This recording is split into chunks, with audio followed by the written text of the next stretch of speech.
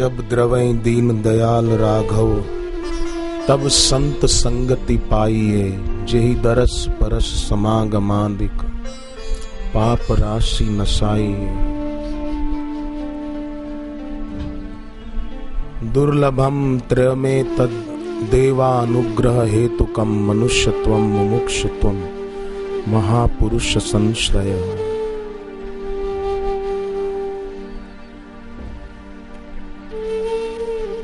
मनुष्य तो है पर मनुष्यता नहीं है,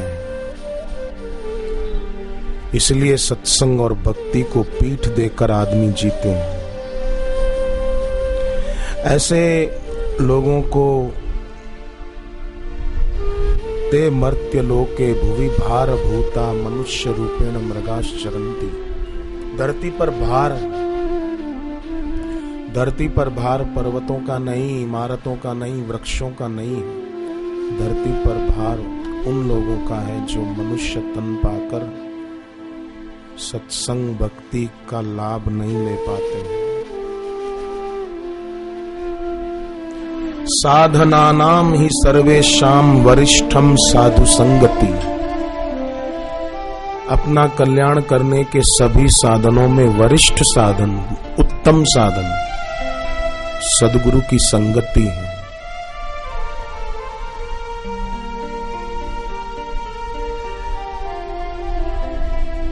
क्योंकि तया तु सिद्धया सिद्धम, उसी से सब साधन सिद्ध होते हैं। इसलिए ये सब साधनों में उत्तम है। सर्वमेव ही साधन।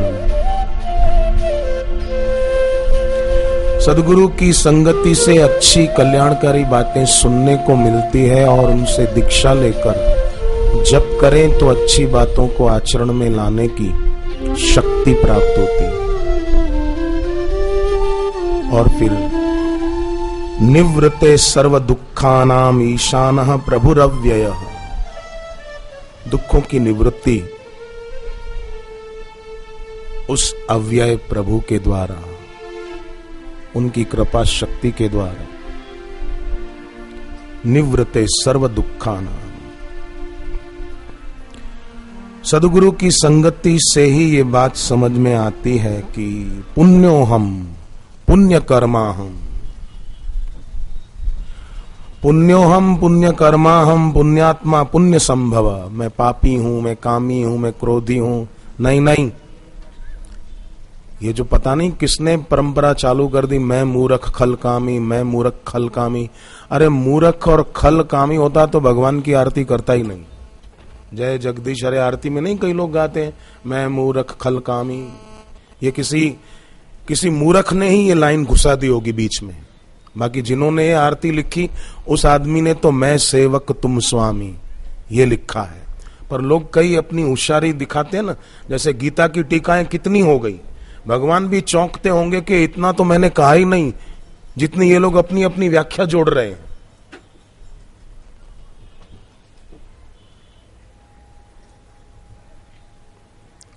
तो मैं सेवक तुम स्वामी, मैं मूर्ख खल कामी नहीं। मूर्ख खल कामी भगवान की आरती भक्ति क्यों करेगा? मैं सेवक तुम स्वामी कभी मत गाना, मैं मूर्ख खल कामी नहीं। पुण्यो हम पुण्य कर्मा हम, ईश्वर अंश जीव अविनाशी, चेतन अमल सहज सुख राशि, सो माया वश भयो गुसाई, बंध्यो कीर मरकट की नाई। बस जिसको सदगुरु की संगति मिल गई वो तो चेतन अमल सहज सुख राशि। मैं पापी हूं, मेरा मन भक्ति में नहीं लगता, नहीं। भक्ति है तभी सत्संग में आकर के बैठ पाए हैं। भक्ति नहीं होती तो इस जगह पर आकर बैठ ही नहीं पाते, कहीं और बैठे होते। भक्ति है और सत्संग में बैठने से वो और बढ़ती है। सुनना भी भक्ति है। भागवत की नवधा भक्ति में पहली श्रवण भक्ति है, भगवान के विषय में सुनना।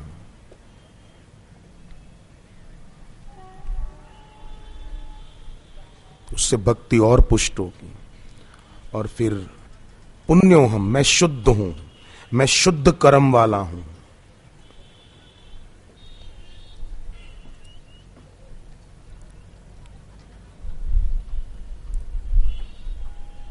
जैसे परीक्षित राजा ने शुकदेव जी के चरणों में बैठकर सत्संग सुना,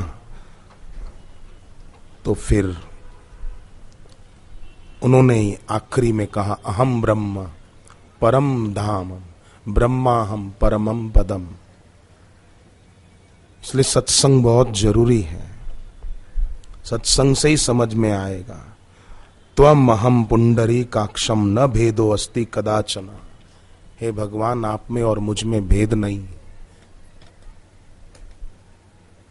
जैसे पुत्र पिता का ही अंश है, ऐसे जीव ईश्वर का अंश है।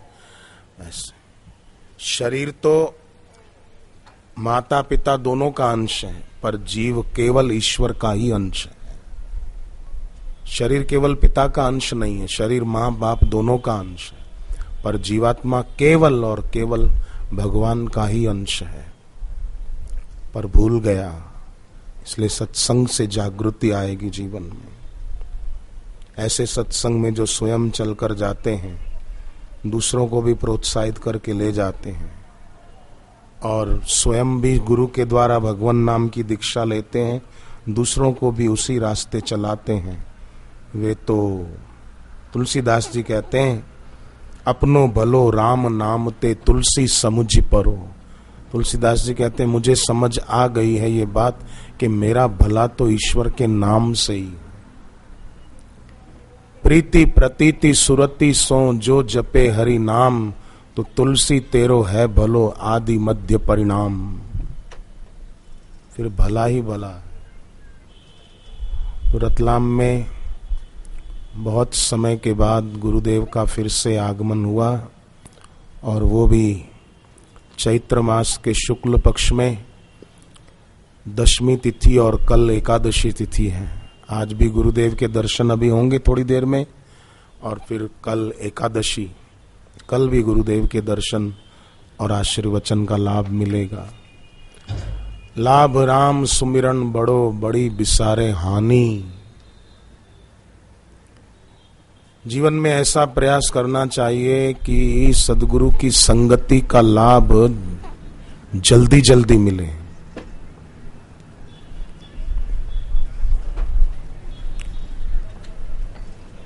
इसलिए कई साधक पूनम व्रतधारी हो गए। हर पूर्णिमा को गुरुदेव जहां कहीं भी हो वहां दर्शन सत्संग सुन के फिर अन्न जल ग्रहण करते हैं। ऐसे भी अनेकों भक्त हैं पूर्णिमा व्रतधारी, और उस व्रत से उनके जीवन में ओजस्विता और तेजस्विता भी आई है, भक्ति बढ़ी है, और व्यवहारिक जीवन में भी उनको कई सफलताएं मिली हैं। एक पूनम व्रतधारी 1996 में दीक्षा ली और तभी से पूनम व्रत ले लिया था।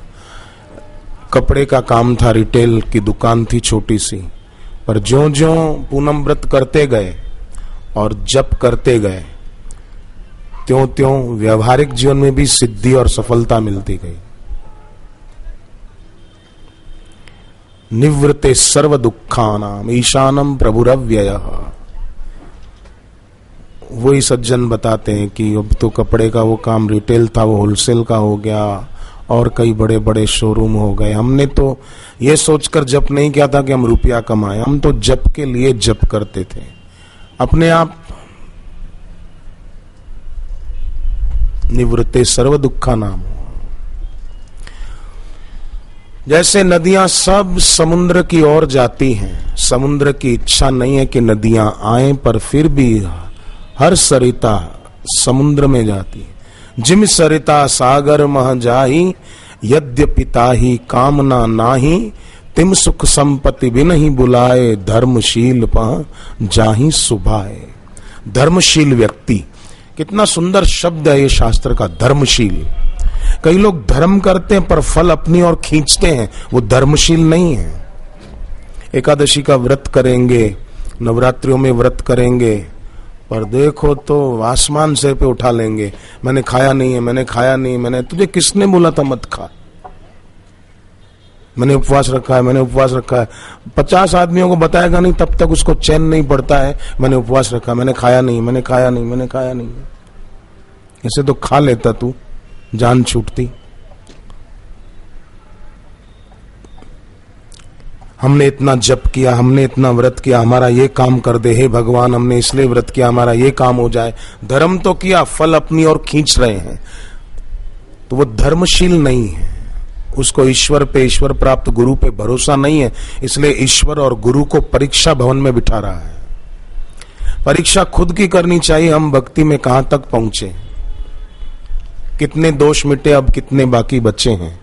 खुद की परीक्षा होनी चाहिए, पर लोग ईश्वर और गुरु को ही परीक्षा भवन में बिठा देते हैं।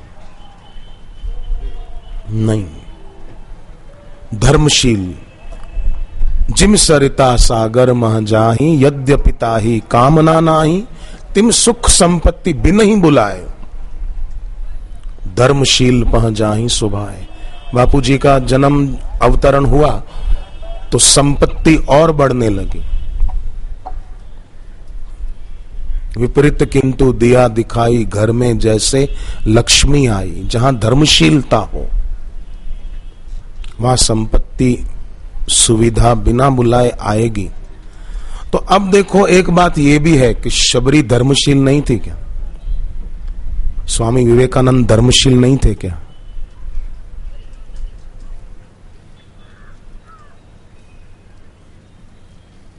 संत तुकाराम धर्मशील नहीं थे? गरीबी फिर भी बहुत थी उनके यहां। स्वामी विवेकानंद ने भी कई दिन ऐसे गुजारे हैं कि निराहार रहना पड़ा, पानी पीकर या सूखी रोटियां चबाकर। तो क्या वे पुरुष महान आत्मा नहीं थे क्या? धर्मशील नहीं थे? थे, धर्मशील थे, इसलिए उनकी सुख सुविधाओं में रुचि नहीं थी और कभी ईश्वर और गुरु के आगे ऐसी कोई मांग भी नहीं रखी। आत्मन्येवात्मना तुष्ट स्थिति प्रज्ञस्य दोच्यते। अपने आप में ही संतुष्ट रहने वाले ऐसे महापुरुष, फिर भी आज देखो तो जय जयकार तो उनकी हो ही रही है। स्वामी विवेकानंद की, महाराष्ट्र पूरा देखो संत तुकाराम को भगवत तुल्य सम्मान देता है। संत तुकाराम भी विष्णु सहस्त्र नाम अपने हाथ से लिखते थे। आजकल लोग अखबार पाठी हो गए, सुबह उठकर अखबारें पढ़ते हैं, विष्णु सहस्त्र नाम पढ़ने का मन नहीं करता, हनुमान चालीसा हाथ में उठाने का मन नहीं होता, तुलसी कृत रामायण हाथ में उठाने का मन है, अखबारें उठा लेते हैं। इतना टाइम पड़ा है इनके पास कि अखबारें पढ़ रहे हैं, कोई शास्त्र भगवत गीता हाथ में नहीं उठाते। बड़ा आश्चर्य लगता है कि जगत की सत्यता दिमाग में पहले से ही खूब भरी पड़ी है और भरते रहते हैं न्यूज चैनलों के द्वारा, अखबारों के द्वारा। वहां ऐसा हो गया, उधर ये हो गया, उधर ये हो गया। मरेंगे तो ये प्रपंच काम आएगा क्या? दुनिया से जाएंगे तो ये सब कचरा दिमाग में भरकर जाने से क्या फायदा? भगवान की सत्यता का अनुभव हो ऐसी सत्संग की पुस्तकें पढ़नी चाहिए, भगवत गीता पढ़नी चाहिए।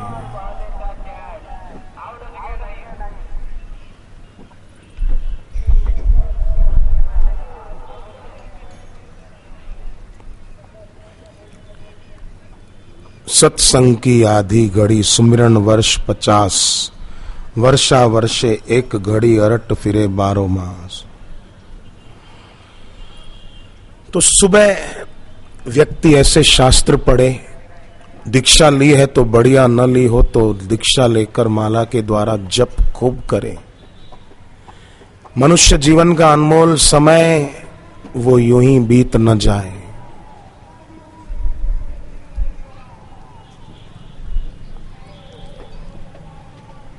भगीरथ राजा सम्राट थे, फिर भी उनको सत्संग जरूरी लगता था।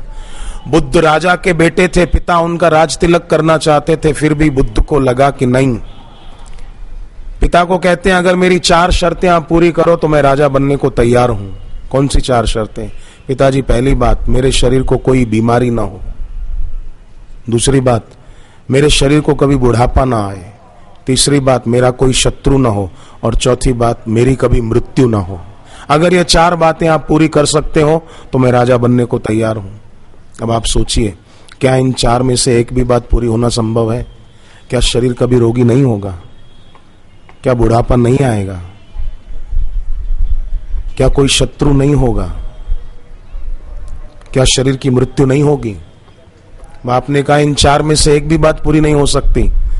तो बुद्ध ने कहा, जब 4 में से एक भी बात पूरी नहीं हो सकती तो मैं यहां रहकर क्या करूं?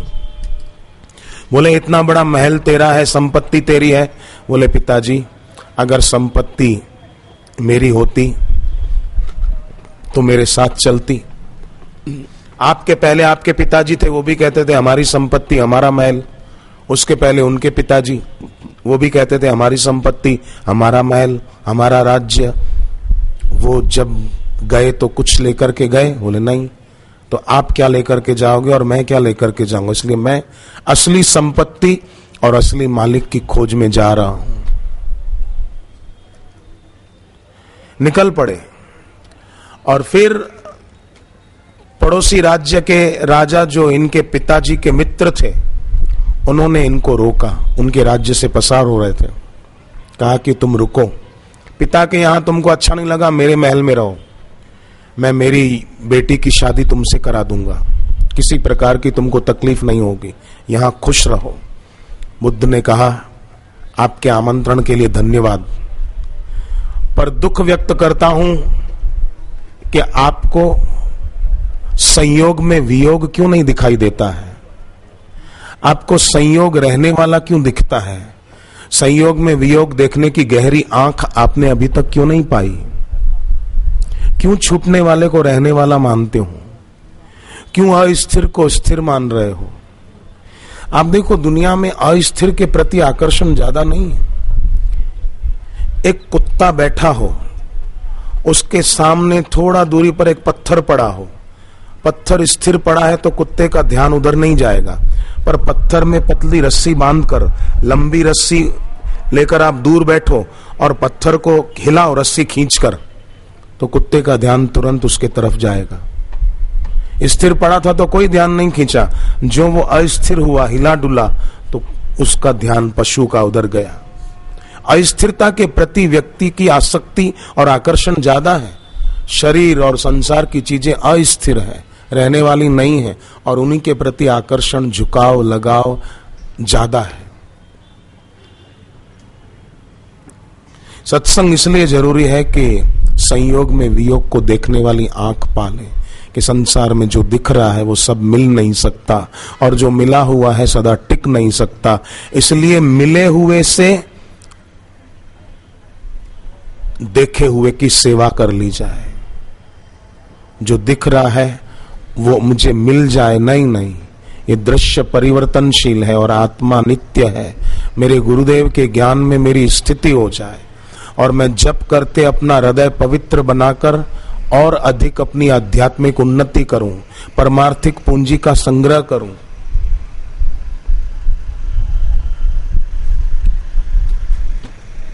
धन संग्रह हो जाए बड़ी बात नहीं है, परमार्थिक पूंजी का संग्रह नहीं हुआ तो कुछ भी नहीं हुआ। लोग धन जमा कर लेते हैं पर साथ ही साथ गलत धारणाएं भी दिमाग में जमा कर लेते हैं।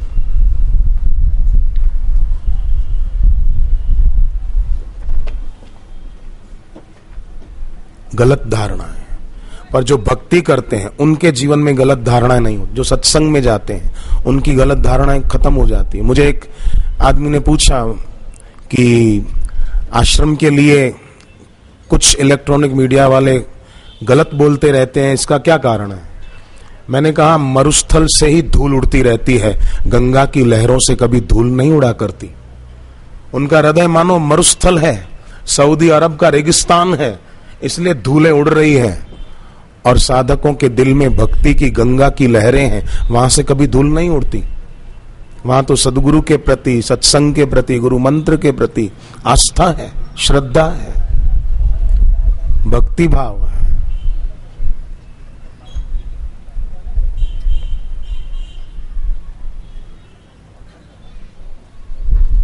भगवान राम आए तो रावण था, कृष्ण आए तो कंस था, प्रहलाद आए तो हिरण्याकश्यपु था, मीरा आई तो लोग विरोध करने वाले थे और अफवाह उड़ाने वाले थे कि मीरा पागल है। मीरा जिसको देखकर नाचती थी वो लोगों को नहीं दिखा। अगर वो लोगों को दिखा होता जिसको मीरा देख पाती थी। मीरा को पदार्थ नहीं दिखते थे, भगवान दिखते थे और लोगों की नजर पदार्थों पर थी, इसलिए मीरा पागल लगी।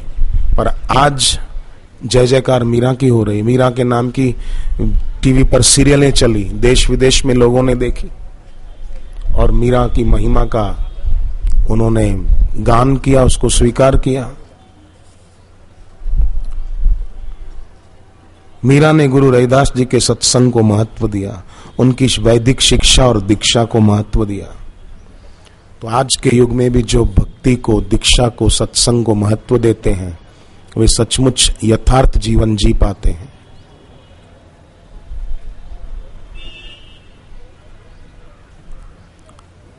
तुलसीदास जी ने कहा कि जैसे कोई अमृत का प्याला फेंक दे, ढोल दे और बदले में जहर ले ले तो उसको क्या कहोगे? सत्संग और भक्ति नहीं तो वे लोग ऐसे ही हैं।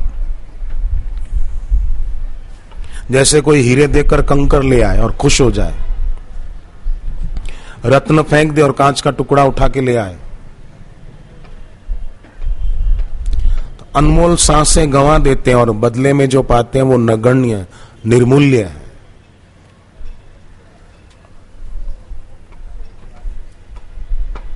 तो ये अविवेक सत्संग से दूर होता है। बिनु सत्संग विवेक न होई, राम कृपा बिनु सुलभ न सोई। जैसे मंगलवार को व्यक्ति नमक मिर्च न खाए, फीका भोजन करे तो उसके सिर पर से कर्जे का भार हो तो उतरता है। ऐसे ही रोज भगवान नाम जप करे गुरु से दीक्षा लेकर तो जन्म मरण का भार भी उतर जाता है, व्यक्ति निर्भर हो जाता है। कई लोगों के जीवन में ऐसा देखा गया है, गुरु मंत्र जप करते हैं और मंगलवार को नमक मिर्च बिना का भोजन करते हैं, आर्थिक परेशानियां दूर हुई हैं। नागपुर में एक भाई को 40 लाख कर्जा था, उतर गया। मुंबई में एक भाई ने बताया 70 लाख कर्जा था, उतर गया। केवल ये नियम करते थे बस, मंगल ऋण हरता देव है। जैसे शरीर में किसी को रोग हो, हाई बीपी या लो बीपी का, तो वो व्यक्ति दवाओं की गुलामी न करके प्राणायाम अच्छे से करे और मंगल गायत्री का जप करे 11 बार 21 बार, तो उसकी वो तकलीफ मिटती जाएगी। मंगल गायत्री बहुत सरल है, याद रह जाए ऐसी है, आप बोलना सुनकर। और जिनको हाई बीपी लो बीपी की तकलीफ हो उनसे बुलवाओ, उनको याद करवा दो।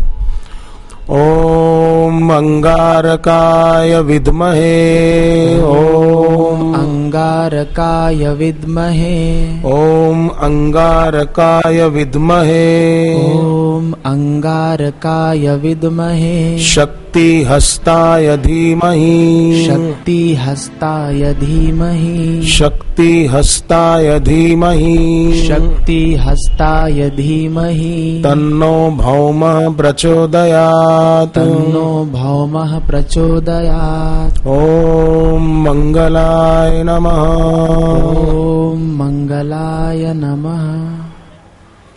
किसी को शुगर की तकलीफ और बेचारा बहुत परेशान हो, डायबिटीज की तकलीफ भी ऐसी घातक है कि किडनी और आंखों की रोशनी बिगाड़ देती है। किडनी भी खराब कर दे, आंखों की रोशनी भी खराब कर दे। तो जिनको शुगर की तकलीफ हो उनको फिर शुक्र गायत्री बताओ, सुबह शाम थोड़ा पैदल घूमे भगवान नाम बोलते बोलते। ऐसा नहीं कि कुत्ता साथ में लेकर गए और टॉमी टॉमी कर रहे हैं, राम राम करना चाहिए। कई लोग सुबह सैर करने जाते हैं, आप देखना कुत्ता साथ लेकर जाएंगे और मोती मोती टॉमी टॉमी, राम राम करना चाहिए था, वहां टॉमी टॉमी करते रहते हैं। कितनी नादान लोग हैं, अविवेक कितना गहरा है, बेहोशी कितनी गहरी है कि अपनी नासमझी पता भी नहीं चलती कि हम कितनी बड़ी नासमझी कर रहे हैं। गाय पालनी चाहिए थी, वहां कुत्ते पालना सीख गए।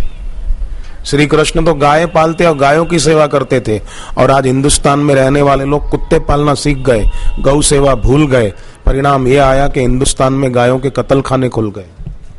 कितने शर्म की बात है, भारत देश में गायों के कत्ल खाने, वो भी यांत्रिक, जहां गायों को 10-10 दिन तक तो भूखा रखा जाता है, ऐसा कहीं हमने पढ़ा था। तो उस देश में लोग कुत्ते पाले जहां भगवान कृष्ण गौ सेवा करते थे।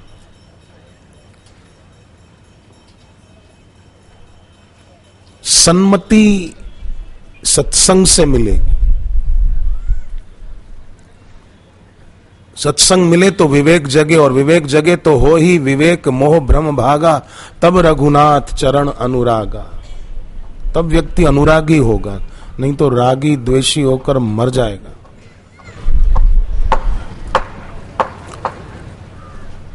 आजकल लोगों की एकता केवल बाह्य है। जैसे संतरा होता है ना, बाहर से एक दिखता है, पर संतरे की खाल उतारो तो अंदर कितना भेद है।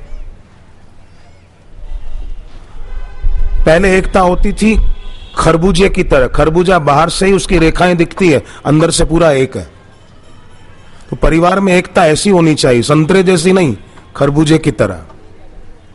रेखाएं दिखे भी, बाहर से थोड़ा किसी को डांटा, कुछ बोला, पर अंदर में एकता हो, भेद न रहे, क्लेश न रहे। जहां क्लेश होता है वहां से लक्ष्मी चली जाती है, जहां क्लेश नहीं होता वहां लक्ष्मी स्थायी हो जाती है। पिता काम धंधे में ध्यान नहीं दे पाते थे तो कर्जा हो गया था बहुत, तो बेटा बेचारा पढ़ाई भी करता और 700 रुपया महीने की नौकरी भी करता था जोधपुर में। 700 रुपया महीने, कुछ वर्ष पहले। पर भाग्योदय हुआ,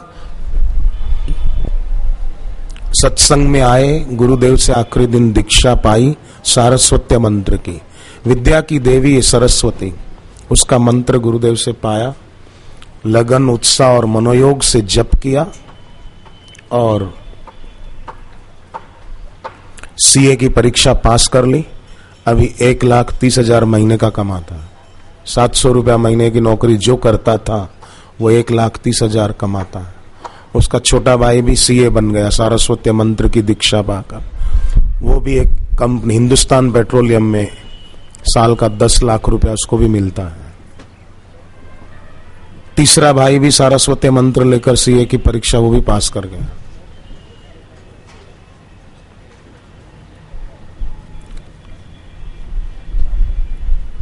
निवृत्ते सर्व दुखानाम ईशानम प्रभुरव्ययः। तुलसीदास जी ने भगवान नाम की महिमा गाते हुए सबसे पहले गणपति जी का नाम लिया। जासु महिमा जान गण राउ, प्रथम पूजियत नाम प्रभाव। गणपति जी प्रथम पूज्य देव बने नाम के प्रभाव से। तीर्थ यात्रा में सब देवी देवता निकल पड़े। जो प्रथम परिक्रमा करके लौट कर आएगा वो प्रथम पूज्य माना जाएगा। सभी देवी देवता निकल पड़े। गणपति जी भी अपने वाहन मूषक पर निकल पड़े। रास्ते में नारद जी खड़े थे और देवी देवता तो नजर चुरा कर निकल जाते कि कहीं नारद जी कथा सुनाने न लग जाएं और हम परिक्रमा में पीछे न रह जाएं। पर गणपति जी ने देखा नारद जी महापुरुष खड़े हैं, रुके, अभिवादन किया। तो नारद जी ने कहा कि आप इस प्रकार भगवान नाम लिखकर और उसी की परिक्रमा कर लो, सबकी परिक्रमा हो गई। गणपति जी ने वैसा ही किया, भगवान नाम लिखकर उसकी परिक्रमा करने लगे। तो और देवी देवता जो परिक्रमा में गए थे वो जहां जहां से गुजर रहे थे वहां वहां गणपति जी के वाहन मूषक के निशान उनको आगे आगे दिखाई पड़ रहे थे। जिस तीर्थ में जाएं तो गणपति जी के वाहन के निशान लगे कि अभी अभी यहां से निकल कर गए हैं। गणपति जी तो आए नहीं थे, वो तो नाम की परिक्रमा कर रहे थे। पर भगवान नाम का प्रभाव दे। जासु महिमा जान गण राव। गणपति जी अगर ऐसा करते हैं, भगवान नाम को आदर देते हैं, तो आज का इंसान क्या गणपति जी से बड़ा है? जो 10 माला भगवान नाम की जप न कर पाए तो दुर्भाग्य है उसका।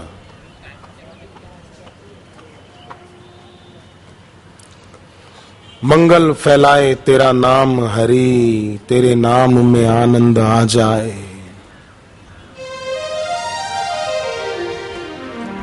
मंगल फैलाए तेरा नाम हरि, तेरे नाम में आनंद आ जाए। मंगल फैलाए तेरा नाम हरि, तेरे नाम में आनंद आ जाए। दुख चिंता सब मिट जाए, तेरे नाम में मन जो लग जाए। दुख चिंता सब मिट जाए, तेरे नाम में मन जो लग जाए।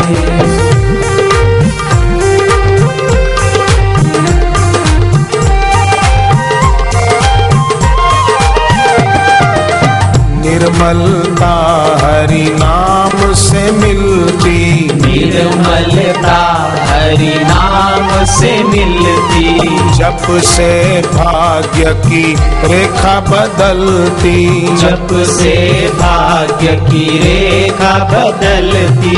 उसका जीवन धन्य है होता, उसका जीवन धन्य है होता। गुरु दीक्षा जिसे मिल जाए, हरि नाम में आनंद आ जाए। हरि नाम में आनंद आ जाए।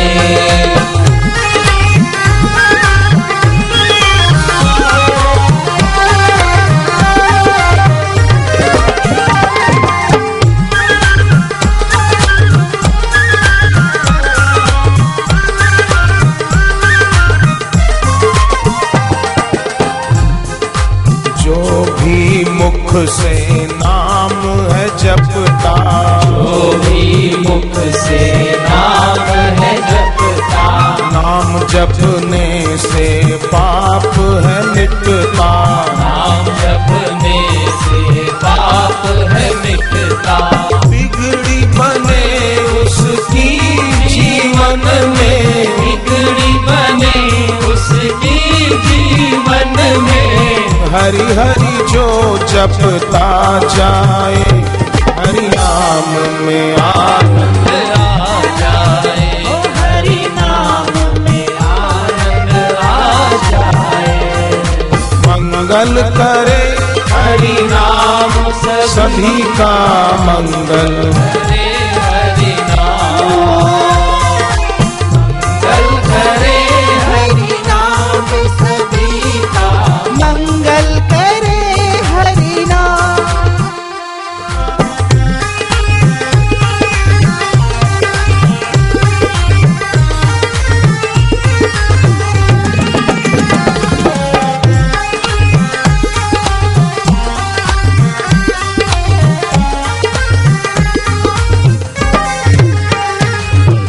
तारे हरि का नाम उसे जो, जो गुरुमुख हो हरि नाम जपे जो, गुरुमुख हो हरि नाम जपे जो। हरि हरि प्रेम से जपता जाए, हरि हरि प्रेम से जपता जाए। उद्धार है उसका हो जाए, हरि नाम में आनंद आ जाए।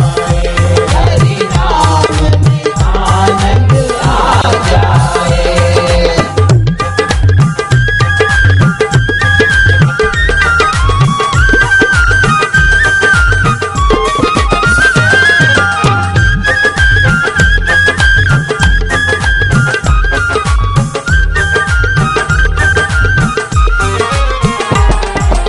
राम नाम की है महिमा भारी, राम नाम की है महिमा भारी। खुद जपते हैं शिव त्रिपुरारी, खुद जपते हैं शिव त्रिपुरारी। राम नाम की महिमा बताने, राम नाम की महिमा बताने। हनुमान बन आ जाए, हरि नाम में आनंद आ जाए। हरि नाम में आनंद आ जाए। हरि ओम हरि ओम हरि ओम हरि ओम।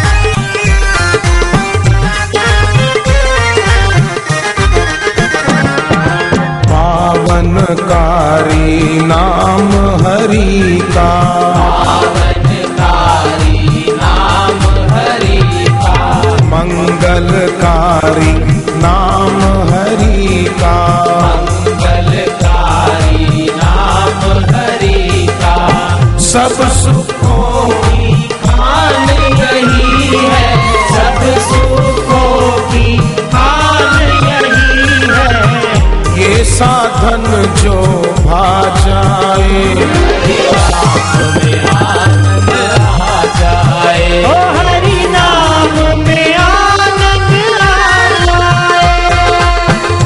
हरि ओम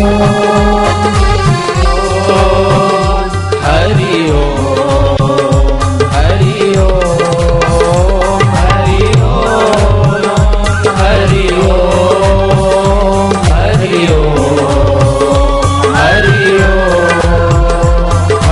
ओम हरि ओम हरि ओम हरि ओम।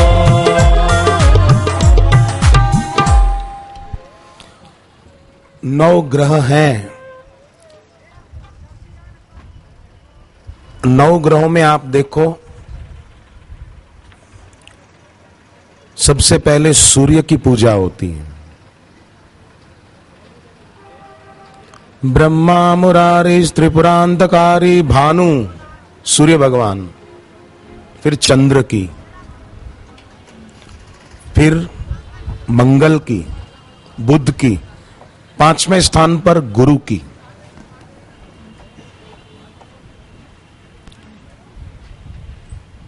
नौ ग्रहों में केंद्र में गुरु की पूजा है, 5वें स्थान पर, 4 पहले 4 बाद में। इस संकेत है कि जिसके केंद्र में सद्गुरु हैं उसको सब ग्रह अनुकूल होकर चलेंगे। सब ग्रह, ग्रहों के स्वामी कौन है? शिव जी हैं। और जो शिव है वो गुरु हैं, जो गुरु हैं वो शिव हैं। शिव तत्व को पाए हुए गुरु से दीक्षा लेकर जप करता है तो 9 ग्रहों में से कोई भी उसको विपरीत नहीं चल सकते।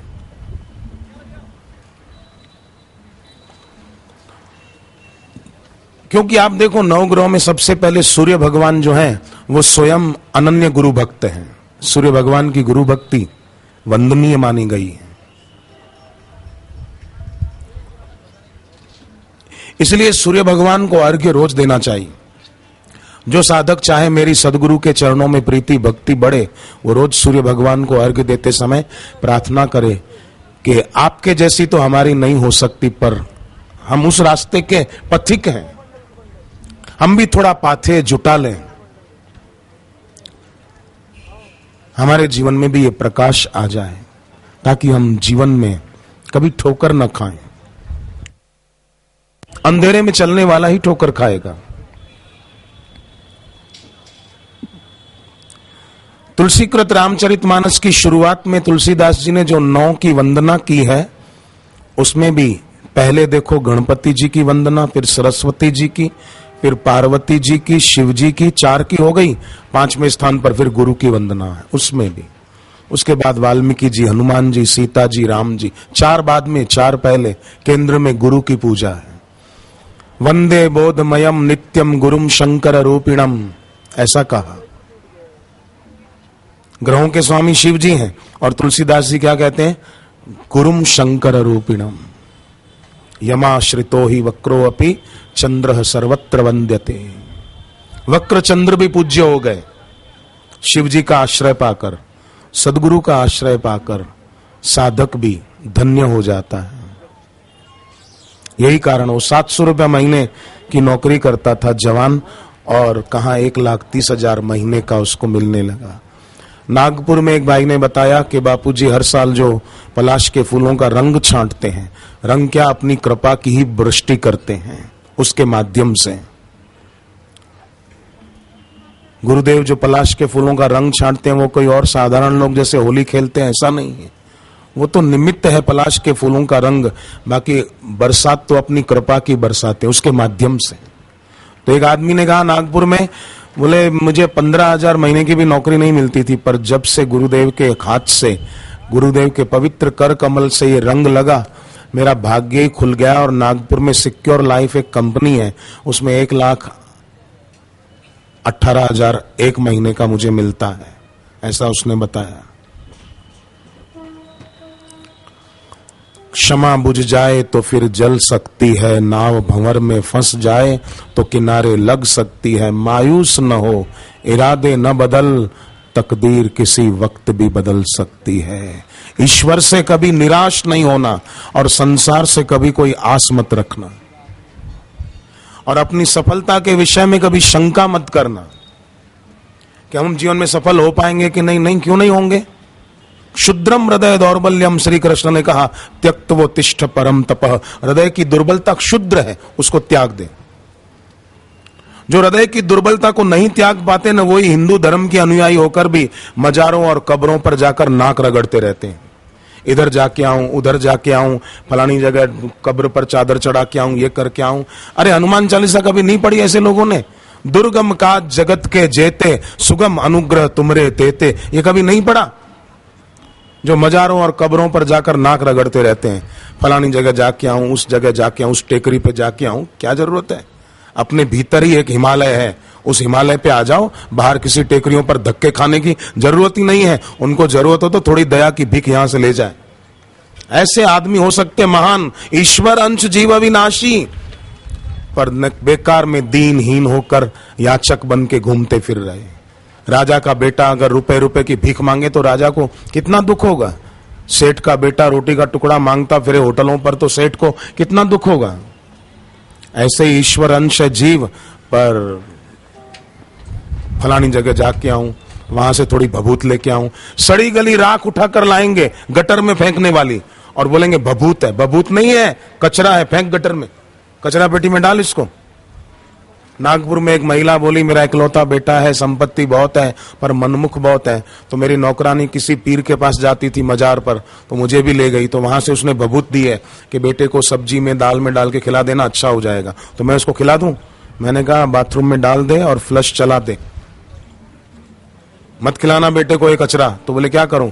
मैंने कहा वेद का गायत्री मंत्र है, सुबह गहरा श्वास लेके रोको और वेद का गायत्री मंत्र मन में बोलो श्वास रोककर, और संकल्प करो कि मेरे बेटे को सद्बुद्धि मिले, वो सही रास्ते पर चले, मनमानी छोड़े। तो गायत्री मंत्र का अर्थ ये होता है कि हमारी बुद्धि को भगवान सत् कार्यों में प्रेरित करे। उस महिला ने वैसा किया, 5 बार रोज करती थी। अब उसका बेटा मस्त है। एक भाई ने कहा मेरे बड़े भाई शराब पीते हैं, मैं क्या करूं? उनको छुड़वानी है शराब। मैंने यही कहा कि रोज श्वास रोककर गायत्री मंत्र जप करो और संकल्प करो मेरे भाई की शराब छूट जाए, वो बुरा रास्ता छोड़ दे। 1.5 महीने में तो उसके भाई ने शराब छोड़ दी, जो वर्षों से पीता था। केवल 1.5 महीना उसने गायत्री मंत्र श्वास रोककर जप किया। 100-200 बार नहीं, खाली 5 बार बस। एक बार श्वास लिया, रोका, गायत्री मंत्र जप किया, संकल्प किया, श्वास छोड़ा, फिर दूसरी बार, तीसरी बार, चौथी बार, 5वीं बार, बस 1.5 महीने में तो भाई ने शराब छोड़ दी। वेद के मंत्रों में जिसकी आस्था नहीं, हनुमान चालीसा, भगवत गीता और बापूजी के दिए हुए गुरु मंत्र में जिसकी आस्था नहीं, वही ऐसी जगहों पर धक्के खाएगा और याचक बनकर ही मर जाएगा। शास्त्र जबकि क्या कहते हैं? पुण्यो हम पुण्य कर्मा हम पुण्यात्मा पुण्य संभव त्वम अहम पुंडरीकाक्षम न भेदो अस्ति कदाचन। हे पुंडरीकाक्ष, आप में और मुझ में भेद नहीं, ये शास्त्र कहते हैं। और याचक बनकर कहीं कहीं राख सड़ी गली लेकर मुंह में डाल रहे हैं। मक्खन मिश्री कृष्ण भगवान को भोग लगाओ, वो खाओ ना।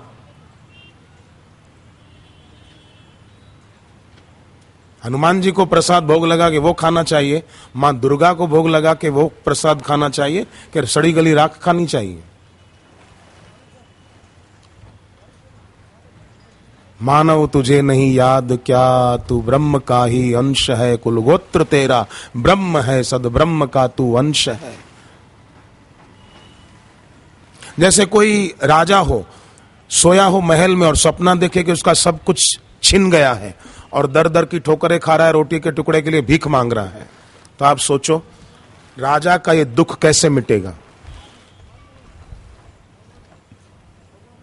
और सपने में कोई उसको बोले अरे आप तो सम्राट हो और भीख क्यों मांग रहे हो?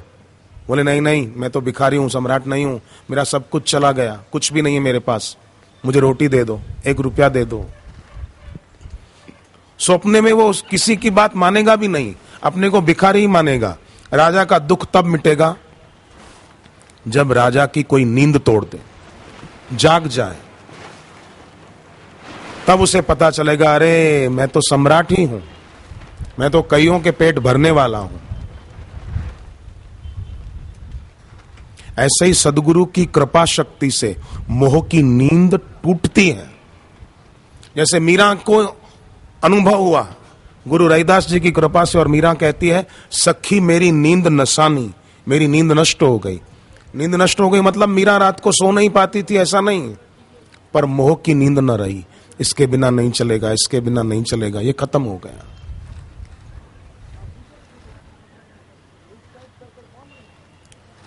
मुंबई में एक पति पत्नी मिले, 3 साल में 23 लाख रुपया कर्जा उतर गया गुरु दीक्षा लेकर जप तप करने से। आप देखो भगवान का जो कच्छप अवतार हुआ था ना, भागवत के 8वें स्कंद में कथा आती है, देव और दैत्य सागर मंथन कर रहे थे मंदराचल रखकर, मंदराचल डूब रहा था, पर देवताओं ने भगवान को प्रार्थना की, भगवान ने कुर्मा अवतार लेकर मंदराचल को अपनी पीठ पर धारण कर लिया।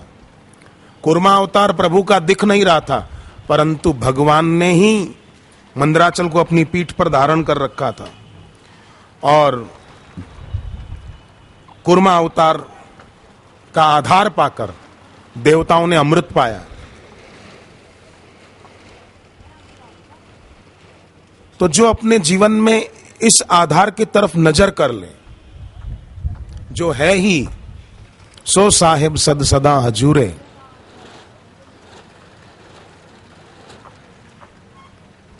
हिमाचल की घाटियों से कार बहुत तेज जा रही थी। सेठ ने टैक्सी ड्राइवर को कहा, रे तू इतनी तेज क्यों चला रहा है? बोले साहब मैं नहीं चला रहा हूं, कार ही खुद चल रही है क्योंकि ब्रेक फेल हो गए हैं। तो सेठ ने कहा एक काम कर, जल्दी मीटर बंद कर, मीटर बंद कर। बोले क्यों? सेठ जी पूरी गाड़ी खाई में गिरने वाली है और आपको मीटर बंद करके कुछ रुपए बचाने की पड़ी है। बोले गाड़ी तेरी है, रुपए तो मेरे जाएंगे ना, गाड़ी तेरी है, तू जाने तेरी गाड़ी जाने, मीटर बंद कर, मेरे रुपए तो बचे।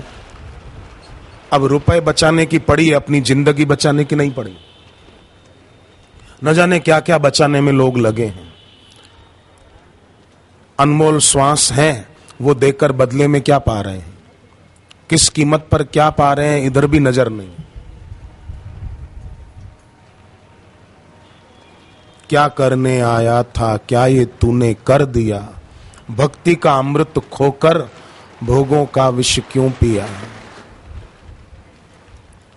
इसलिए सदगुरु का सत्संग जरूरी है, जीवन में गुरु की दीक्षा भी जरूरी है, ताकि जप करता हुआ व्यक्ति अपना उद्धार करे। तुलसीदास जी ने नाम महिमा में दूसरा नाम पहला गणपति जी का लिया, दूसरा शिव जी का लिया। जासु प्रभाव जान शिवनी को, कालकूट फल दीन अमी को। ईश्वर के नाम की महिमा बताते हुए शिव जी का नाम लेते हैं कि कालकूट विष शिव जी पी गए। देवताओं ने पूछा इसकी गंध से हम झुलस रहे थे और आप पी गए, आपको कुछ नहीं हुआ? शिव जी ने कहा विष खतरनाक था पर मैंने इसमें राम जोड़ दिया तो हो गया विश्राम। विश्राम, अकेला विष पीते तो मार देता, विष में राम जोड़ा।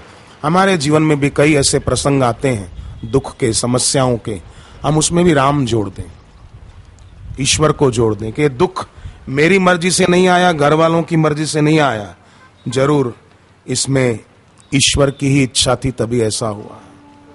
अनुकूलम प्रतिकूलम यस्य त्यक्त्वात्मनि तिष्ठति, उदासीन सुखे दुखे दृष्टा भूत्वा सपश्यति।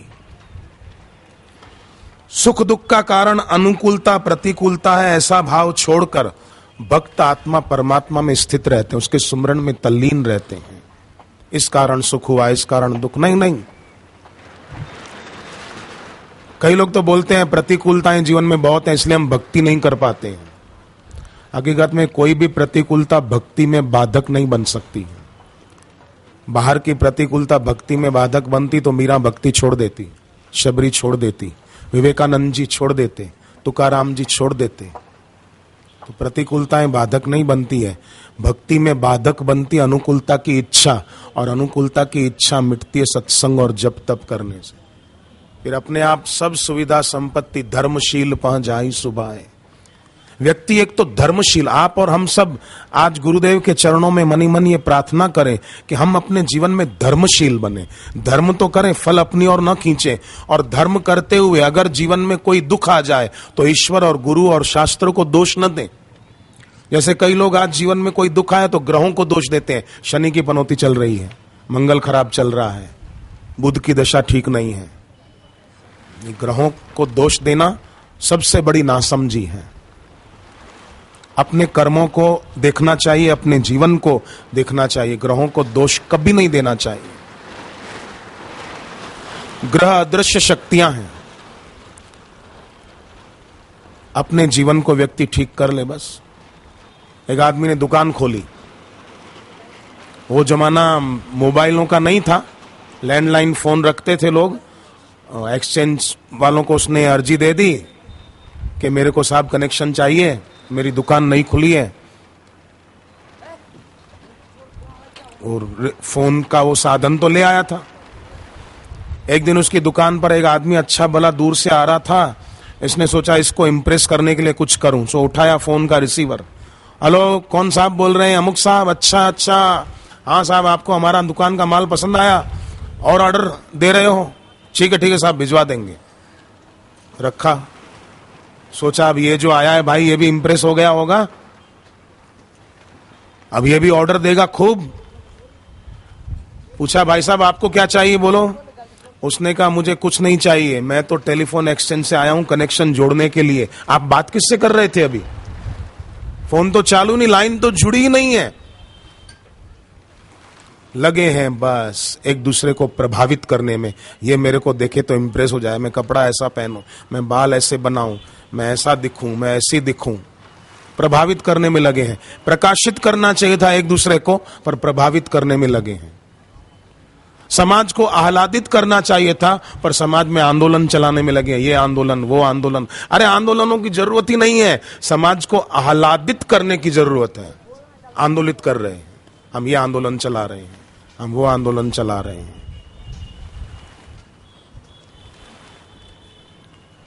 और कई नेता तो भगवान बचाए हड़ताल कर देते हैं, भारत बंद का ऐलान कर देते हैं, राज्य बंद का ऐलान कर देते हैं।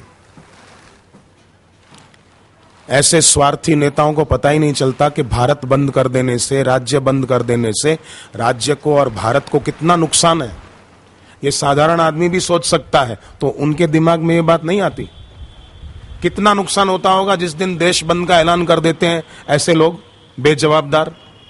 आप खुद सोचिए, कितनी सब्जियां बिगड़ती है, कितने फल बिगड़ते हैं, दूध दही कितना खराब होता है, और कई चीजें खराब होती हैं। मजदूर लोग बेचारे मजदूरी पे नहीं जा पाते, रोज कमाते हैं, रोज खाते हैं, भूखे मरते हैं उस दिन। फल सब्जियां दूध खराब होने पर हमारे देश का कितना रुपया बिगड़ता है। बच्चे स्कूल नहीं जा पाते, मरीजों को दवाई नहीं मिल पाती टाइम से, उनकी हालत खराब हो जाती है बेचारों की। ये क्यों नहीं सूझता है? सत्संग जीवन में हो तो सूझे ना। सत्संग जरूरी नहीं लगता। पार्टी में जाना, फैशन करना, डिस्को में जाना, वो जरूरी लगता है। जिसको सत्संग में जाना जरूरी नहीं लगता। शिव जी कहते हैं, सुनहु उमा ते लोग अभागी, हरित जी हो वही विषय अनुरागी। जो सत्संग और भक्ति को छोड़कर संसार के विषयों में ही राग करते हैं।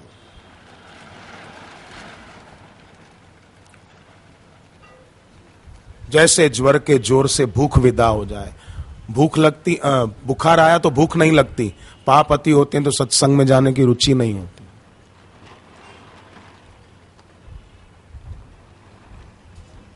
आंदोलन चला रहे, हम ये कर रहे हैं, हम वो कर रहे हैं, सब तक सत्संग पहुंचे। जनक राजा सत्संग का आयोजन करवाते हैं कि हमारी प्रजा को सत्संग कैसे मिले।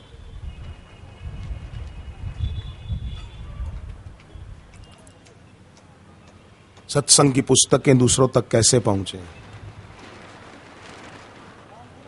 महाराष्ट्र सरकार ने तो बीच में पूरे महाराष्ट्र की लाइब्रेरियों में ऋषि प्रसाद जरूरी रूप से आया करे ऐसी व्यवस्था की थी। हर लाइब्रेरी में ऋषि प्रसाद हो पत्रिका।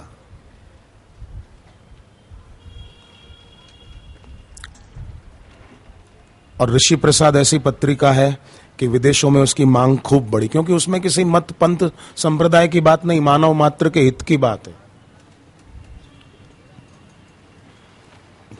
विदेशों में मांग खूब बढ़ी तो हर महीने अंग्रेजी भाषा में भी छपती है।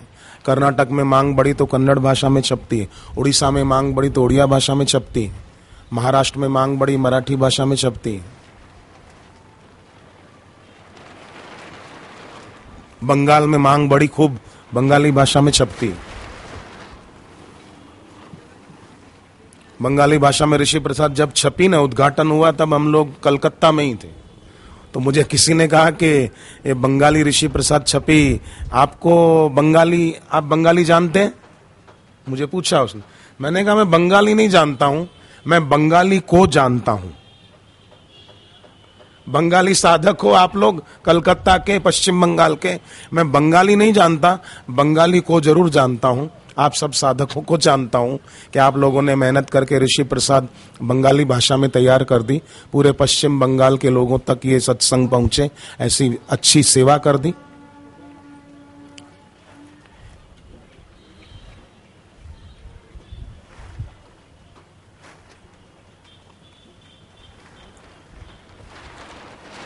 सेवा का कार्य करने से ना हृदय शुद्ध होता है। जैसे सुमित्रा माता ने लक्ष्मण जी को कहा, तुम्हारे भाग राम वन जाही, तुम्हारे कारण ही राम जी वन जा रहे हैं, तुम्हारा सौभाग्य है जो तुमको अब राम जी की सेवा मिलेगी। जो पेसिया राम वन जाही, अवध तुम्हार काज कछु नाही। और हनुमान चालीसा में क्या आता है? विद्यावान गुणी अति चातुर, राम काज करिवे को आतुर। राम काज करने को आतुर। आज तो होटल में जाने को आतुर, सैंडविच खाने को आतुर, मैकडोनल्ड में जाने को आतुर। राष्ट्रपिता महात्मा गांधी जी थे ना, उन्होंने तो 3 बंदर बिठाए, गांधी जी के बंदर 3, सीख यही देते अनमोल, बुरा मत देखो, बुरा मत सुनो, बुरा मत कहो। पर गांधी जी अगर आज होते तो चौथा बंदर और बिठाते उस तीसरे के पास, और वो पेट पे हाथ रख के बैठा होता और ब्रैकेट में लिखा होता, बुरा मत खाओ, मैकडोनल्ड में मत जाओ। केवल रावण सीता जी को समुद्र पार ले गया था, ऐसी बात नहीं है। आज के जमाने में भी विदेशी ताकतें हमारे देश की भाग्य लक्ष्मी रूपी सीता को समुद्र पार के देशों में लिए चली जा रही है। मैकडोनल्ड वाले हमारे देश के जवानों को मैदे की चीजें, सैंडविच, बर्गर खिलाकर उनकी आंतें खराब करते हैं, पैसे कम वक्त खुद ले जाते हैं विदेशों में, बीमारी बदले में दे जाते हैं जवानों को। हमारे देश के जवान बेचारे भोले भाले, उनको पता नहीं है कि मैकडोनल्ड की चीजें खाने से कितना पेट खराब होता है। चाउमीन, पिज्जा, बर्गर पेट में करते हैं गड़बड़, पर वो खाते हैं, बर्गर खाते हैं, सैंडविच खाते हैं, पिज्जा खाते हैं, फिर कोका कोला पीते हैं, पेप्सी पीते हैं, जो एक प्रकार का स्लो पॉइजन है। पूरे घर के लोग सुबह चाय या दूध पीते हैं ना, घर में 5 मेंबर हो, 7 मेंबर हो, सुबह दूध या चाय पिए तो भी इतनी शक्कर सब लोग मिलकर यूज नहीं करते जितनी एक पेप्सी और एक कोका कोला कोई पिए तो उतनी 8 चम्मच शक्कर उसके पेट में चली गई लगभग। और वो कितना किडनी को नुकसान पहुंचाएगी जरा सोचिए। आज से 15-20 साल पहले किडनी के पेशेंट इतने भारत में नहीं थे जितने आज हैं। इस बात को स्वीकार करते हैं आप? आज से 20-25 साल पहले इतने कैंसर के पेशेंट नहीं थे भारत में जितने आज हैं। आज से 25 साल 30 साल पहले शुगर के पेशेंट इतने हमारे देश में नहीं थे जितने आज हैं। आप जांच करो, जानकर डॉक्टरों से पूछो। डायबिटीज इतना सुनने को ही नहीं मिलता था नाम जितना आजकल सुनने को मिलता है। इसलिए मैं शुक्र गायत्री बताता हूं कि शुक्र गायत्री का जप करें और ऐसी चीजें खाने से बचें। चने का आटा और जौ का आटा समान मात्रा में मिलाकर उसकी रोटी बनाकर खाएं। सुबह शाम पैदल घूमें, त्रिफला का सेवन करें और रात को दक्षिण में सिर करके सोएं। फिर देखो क्या होता है। और शुक्र गायत्री बोलना सब। और किसी को भी शुगर है आप उसको शुक्र गायत्री बताओ। किडनी खराब हो, आंखों की रोशनी खराब हो, आप उनके हितैषी बनो और उनके शरीर में से डायबिटीज को मिटाकर दम लो। हमारा देश धर्म संपन्न हो, हमारा देश अर्थ संपन्न हो, हमारा देश काम संपन्न, मतलब हमारे देश के लोगों के मनोरथ पूर्ण हो और हमारे देश के लोग मुक्त हों व्यसनों के प्रभाव से और बीमारियों के प्रभाव से। हमारे राष्ट्रवासी सब मुक्त रहें, हमारे देश के लोग बीमारियों के शिकंजे में न फंसे।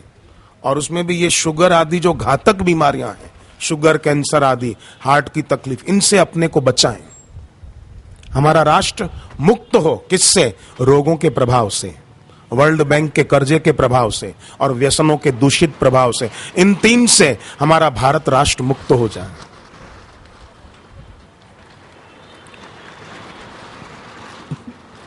आज केवल पेट्रोल और डीजल ही महंगा नहीं है। लोग बोलते हैं पेट्रोल महंगा है, डीजल महंगा है, पर भाई साहब शिक्षा कितनी महंगी है। आपको पता होगा बहनों, बच्चों को स्कूल में एडमिशन दिलाने ले जाते हैं, फीस कितनी महंगी है।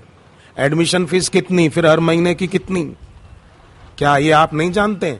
और किसी की घर में तबीयत खराब हो जाए तो दवाइयां कितनी महंगी है। दवाइयां कौन सी सस्ती मिलती है स्टोरों पर। और अगर किसी ने झूठा आरोप लगा दिया, कोर्ट में केस कर दिया, तो न्याय कितना महंगा है। न्याय कौन सा सस्ता मिलता है। शिक्षा महंगी, आरोग्य महंगा, न्याय महंगा, पेट्रोल डीजल महंगा। पहले बोलते थे दाल रोटी खाओ प्रभु के गुण गाओ, अब दालें भी महंगी। और जो चीजें महंगी मिलती है वो भी शुद्ध नहीं, मिलावट वाली। पहले दूध तो शुद्ध मिलता था, आजकल तो दूध के भी पानी के साथ फेरे फिरा देते हैं। पहले दूध की पानी से शादी करा के फिर बेचते हैं। शिक्षक ने कहा बताओ बच्चों, गाय में और ग्वाले में क्या अंतर है। तो एक लड़का बोला साहब गाय शुद्ध दूध देती है, ग्वाला पानी मिलाकर देता है, ये फर्क है साहब। दूध वाले को सेठानी ने कहा कल तुम दूध दे गए थे, बहुत पतला था, इतना पतला दूध। बोले क्या करूं मालकिन, वो कल है ना भैंस दूध पानी ज्यादा पी गई थी इसलिए दूध पतला आया। भैंस पानी पी गई थी कि तूने पानी ज्यादा डाल दिया था। डब्बे पे लिखा है शुद्ध देसी घी। अगर शुद्ध है तो फिर शुद्ध लिखने की जरूरत क्या है। देसी घी पर्याप्त है। शुद्ध देसी घी लिखा है मतलब पूरा शुद्ध नहीं है। पूरा हो तो अच्छी बात है। एक आदमी हाथरस गया, हाथरस यूपी में, हाथरस मथुरा के पास। हाथरस का घी मशहूर था किसी जमाने में, अभी है कि नहीं भगवान जाने। घी का बड़ा डब्बा भर के कनस्तर पूरा लिया, एक बोरी में डाला, बांधा उसका मुंह, ट्रेन में बैठा, देखा कहां रखूं डब्बे को, तो एक जगह उसको ठीक लगी, वहां डब्बा उसने सेट कर दिया।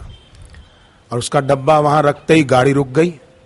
रेलवे पुलिस, गार्ड, टीसी सब आए। अरे चैन किसने खींची भाई, इस डब्बे में से खींची गई, किसने खींची। सब बोले साहब हमने नहीं खींची, हमने नहीं खींची। इतने में टीटी की नजर पड़ी, ये सामान किसका है, किसने लटकाया इधर। चैन खींचने होता ना, गाड़ी रोकने के लिए चैन खींचिए, उधर उसने लटका दिया था बोरा। डब्बा अंदर, वो बोरे में, बोरा उधर लटका दिया। ये किसका सामान है। वो गर्व से सीना तान, साहब हमारा सामान है, देसी घी हाथरस का, इसीलिए गाड़ी रुक गई। अरे साहब हमको तो पता ही नहीं, देसी घी में इतनी ताकत होती है कि गाड़ी को रोक दे। देसी घी में ताकत नहीं, घी ने गाड़ी नहीं रोकी, तेरी बेवकूफी ने गाड़ी रोकी। घी खाएंगे तो ताकत आएगी, पचाएंगे तो ताकत आएगी, और शुद्ध मिले तो आज के इस युग में व्यक्ति कैसे निरोग रहे, कैसे सक्षम हो, समर्थ हो, व्यवहार में भी और परमार्थ में भी, उसके लिए सत्संग को महत्व दे और गुरु दीक्षा अपने जीवन में ले। और प्रार्थना, हे प्रभु आनंददाता वाली पत्रिका जिसको नहीं मिली हाथ ऊपर करना जरा कृपा करके।